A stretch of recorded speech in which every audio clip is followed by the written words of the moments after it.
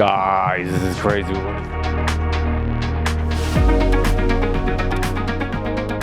Today I want to take you along into modern Shanghai and see truly one of the most epic hotel views of all time. Alrighty guys, excited for this one. Check in? W floor, fourth floor. Fourth floor, okay. Table. This way you can go straight. Hey guys, so definitely wanted to check out something new in Shanghai. This one should be a bit freaky. W Hotel 2009. Excited for the view. Let's see. We're right here. Don't need to walk far. Okay. Popping in.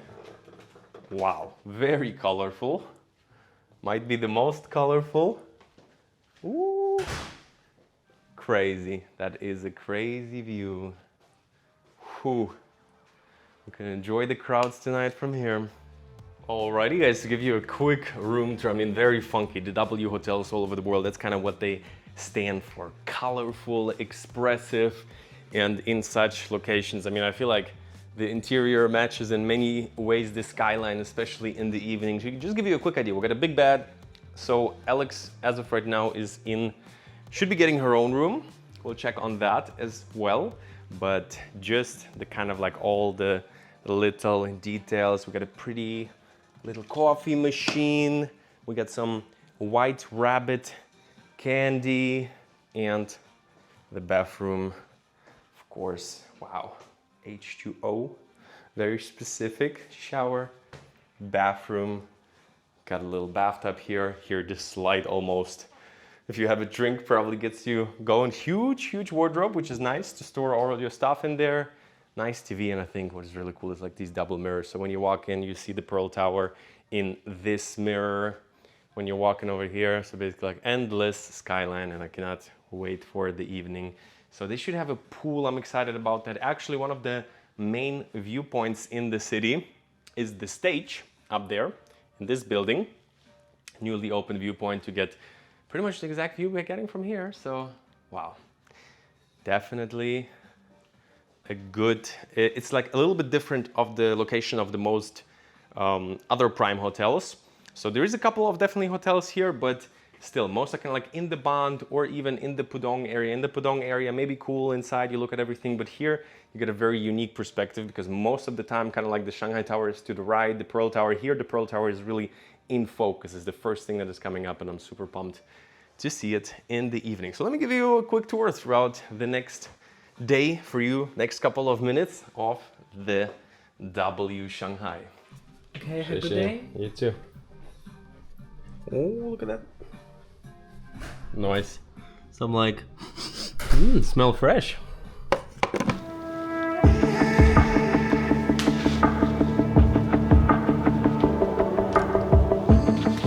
Like I knew they do light shows, and I've seen it from some perspective maybe, but I don't know if today is extra or if it's just this extra view, but whew, they're going crazy. Every building is lighting up and all in kind of like different, I don't know. Yeah, really a light show. Even like the old school building is flickering. Oh, wow, going crazy. So cool. Let's go to dinner.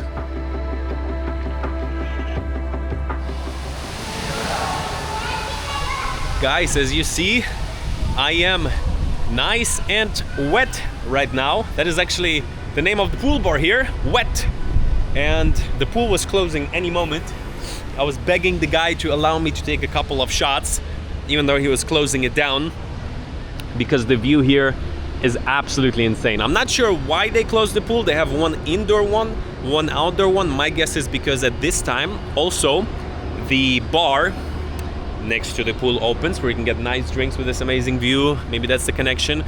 But wow, like when the light comes on, you see the W building. This is actually the stage, a newly opened platform to get this epic view from even higher on top. I was actually considering to go up. Wow, me wearing a tank top recently in Morocco left its signs.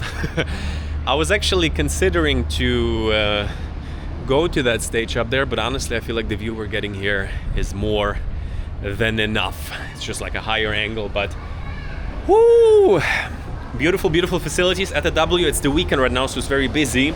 But during the day, I feel like most people here don't love to get too tan, or maybe it's just the heat, I'm not sure. But during the day, it's always a little bit quieter.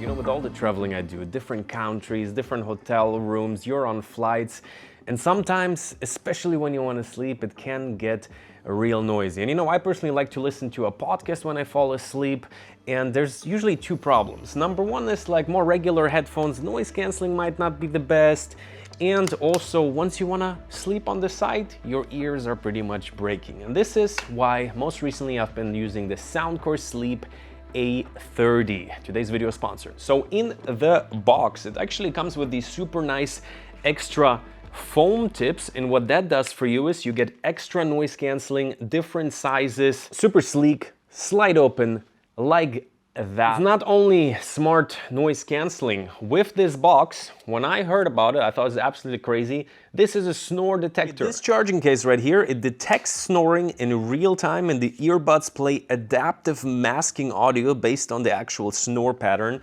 So it's fully automatic, it just lays next to you by the bed, and it's surprisingly effective. If you go into the app, they have this thing called AI brainwaves, and especially for people struggling to fall asleep. So AI brainwave audio, it basically plays different frequencies in each ear to help your brain relax and transition easier into sleep. So it's not just typical background noise, tech designed to make falling asleep just a bit easier. These are really the slimmest earbuds that Soundcore has ever released. I'm absolutely amazed that these little things not only have great noise canceling, plus really good sound. I even listen to music to it, and when you lay down, you can perfectly sleep with both inside, and you forget you're even wearing them. It's crazy. I even use them on a flight, and you can imagine the noise there is high. You plug them in, and you're like dozing off into a different world. A great product for anyone who likes to fall asleep with headphones, or if you just struggle with sleep with some nice AI brainwave on the road. So the Soundcore A30, they just launched today as I'm publishing this video. Check them out with the first link below. And with that, let's get back to today's journey.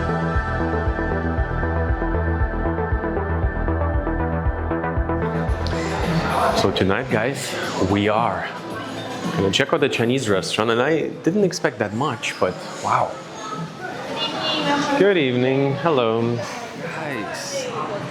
We made it to the Yen Chinese restaurant here at the W. Gonna be having our first dinner here, just got it explained. Super cool, it's gonna be kind of like a little, their staples, their go-tos. And just from the ambience, like the W hotels, they always go a little bit over the top, but at the same time, they do it in kind of like a subtle way. Especially the restaurants, walking in, they have some of the cool stairs there. I didn't actually expect, I thought it would be a little bit more traditional, the Chinese restaurant, but I think it's like a super cool fusion of modern. You get the view of the Oriental TV tower. Super nice. So, gonna be having a Chinese dinner here. Maybe tomorrow we'll check out, I would say, the bar. I'm not sure about the order, but this one's sweet. And this one's kind of like, let's see. Very interesting. Wow. It's going to be the dinner for tonight. And I think tomorrow I'm going to give you a quick tour of the place. Actually, it's just a yellow cocker. The story is because the fishermen from the Fujian, they have much fishermen on the board, so they just to choose the fish like some rice or step food instead of the traditional noodles or rice something. The red one is duck liver. So I'm having a half pigeon here. Came actually next to a scallop. It's delicious. And Alex is like asking, oh, do they eat pigeons here? You know, I think they eat pigeons in many different ways. But there's places they really struggle with like pigeons, you know, all over the place, and they complain about it. Well, we're clearly in a country that does something about it. It's really good, actually. A bit hard to eat, small bird, but it's like, it tastes a bit more like duck than chicken. Solid. Staircase here. You walk and it lights up next to you. And also, somebody is doing live Justin Bieber. And prime Justin Bieber, peak Justin Bieber. I'm talking 2010 Justin Bieber. I think it's karaoke.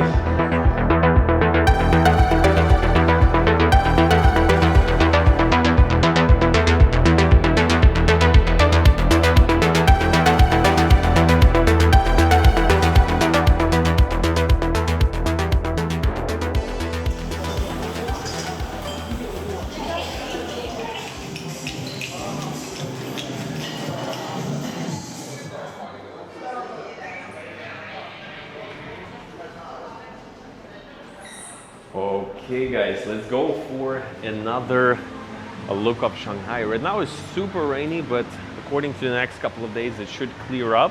Explore this neighborhood a little bit. So we are kind of like very close to the main Bund area where you have like super busyness, people walking around, kind of like the main spot. But to get there we need to cross through the Suzhou Creek. And I've never been there. From photos that I see, it should be really cool. So let's head there.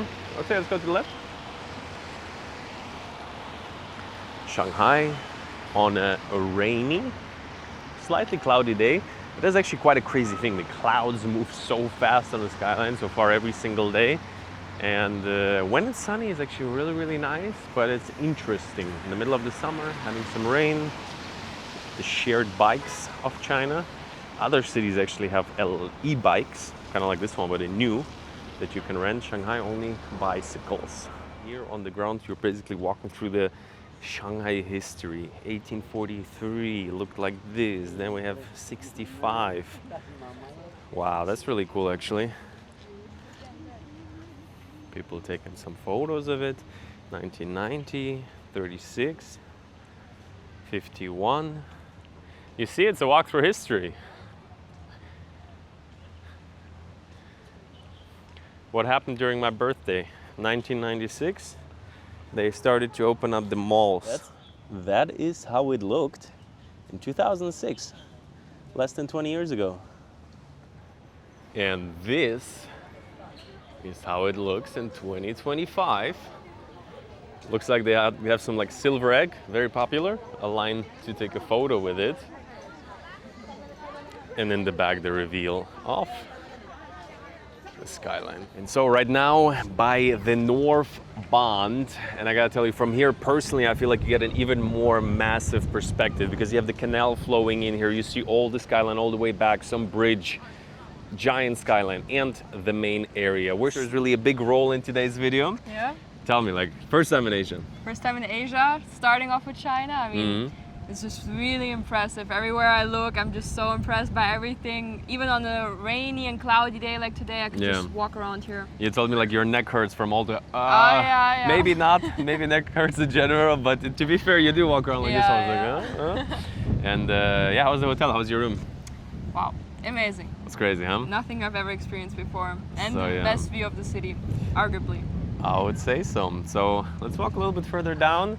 So that's what I mean, is like in cities like this one, in some ways there's not many things that could remind you of. Maybe Hong Kong, maybe very far stretch, but like Istanbul Strait, where you just have so many different sides of it. And when you're in the main area and I already see the crowds, it feels like the casuals don't make it out to here as much. Basically, if you just walk down the Bund and not into the, let's say, hard to explain it, West Bund, just look it up.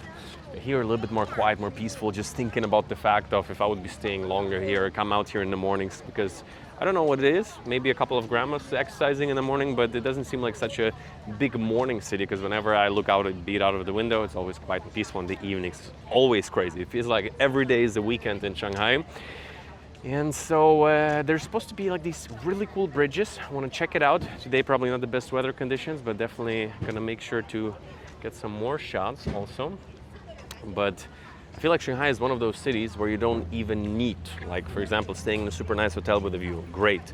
Going up to the viewpoints, going up to one of the many bars, all amazing. But I feel like even if you're just walking along the streets, just being here is kind of like being in an attraction park in many ways.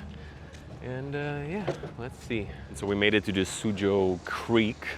Definitely got to come out on a more sunny day. So this is one of the legendary perspectives where you have the bridge, and there's multiple bridges going all the way back with the view in the background.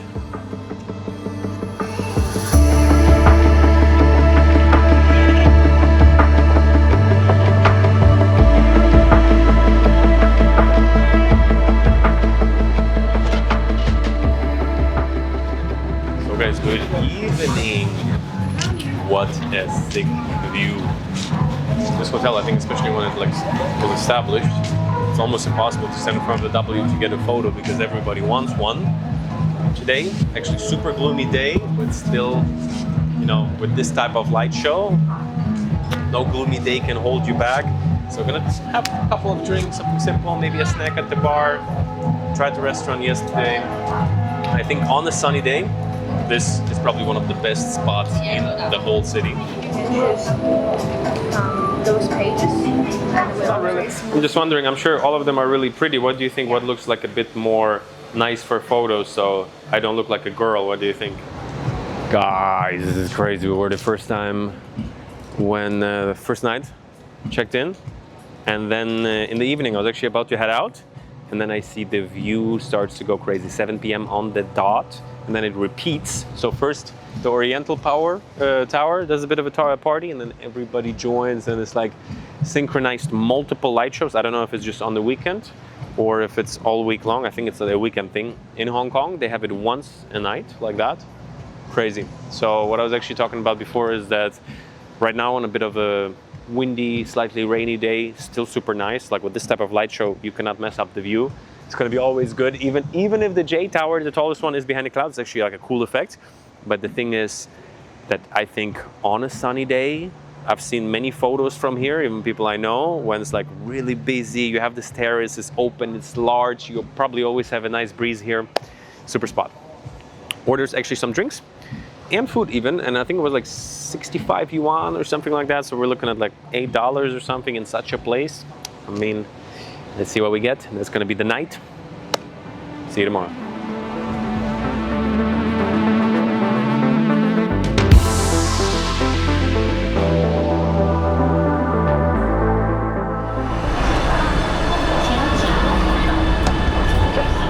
So we wanted to get into the Pudong district. It's kind of like a business district for the most part. So just in the park, not too much going on, but we're approaching the we're approaching the second tallest building in the world, officially, by my counting. It's actually in Kuala Lumpur, but it has an antenna. This one is pure solid structure. The J Tower, super nice, sun's coming out. Sick. We're here. So I have reassured myself in the back of Pudong, not that much to do. This is kind of like the main thing. You see the business district, there's a bunch of shopping. These three towers, wow, I love architecture. Actually, in the next video, we're gonna be going to an exhibition that is called Building Shanghai, where they explain everything behind the scenes of all the city planning and everything. So I'm quite pumped for that. But yeah, these three towers, the beer opener, the J Tower, wow. And the Pearl, of course, the Pearl TV Tower. This one actually is the first one that was built from the skyline. So Alex is absolutely blown away. I can imagine, first time in Asia. Impressed?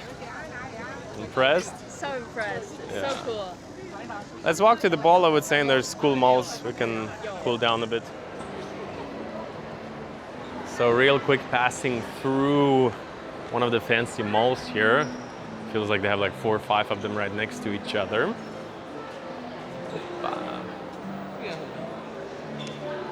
So nice brands. Basically just a couple of days in China. What were you saying? You're wondering why Europe cannot just at least do like public toilets and have like decent infrastructure? Yeah, like everything I see, I'm like, wow, so life in big cities can look like that? Why cannot we do that? Like anywhere in Europe, you struggle with public toilets, with transport. Transport is so expensive. Like many people don't even buy tickets because it's like, it's not affordable. You know, public transport should be affordable for the workers to get to work, but it's like a luxury. People are like on bicycles because it's too expensive. Yeah, like everybody thinks, oh yeah, everybody loves bicycles, but like it's cheap. It's cheaper. So even when the rain is raining, you get on the bicycle because everything else is too expensive. And like walking around here, I'm like, wow, when is Europe gonna adapt? Because Never. they have the money. They have the money. They just don't. I don't understand. I could explain, but it will be very long. I'll explain behind the scenes. I mean, it's only like different theses, but whatever. Different theses of feces. So, guys, we made it into the Pudong area. So it was a little bit the inside of my sister's being like, why is China working? I mean, to be fair, Shanghai obviously is like one of the richest cities. But to also be fair, I've been to many like smaller, not 26, 7 million, like 5 million people cities or 10 million, and they look actually fairly similar. In many ways, Shanghai actually has an older infrastructure than many other cities that have been just built in the last 10, 20 years in terms of like big buildings and things like that, newer metro lines.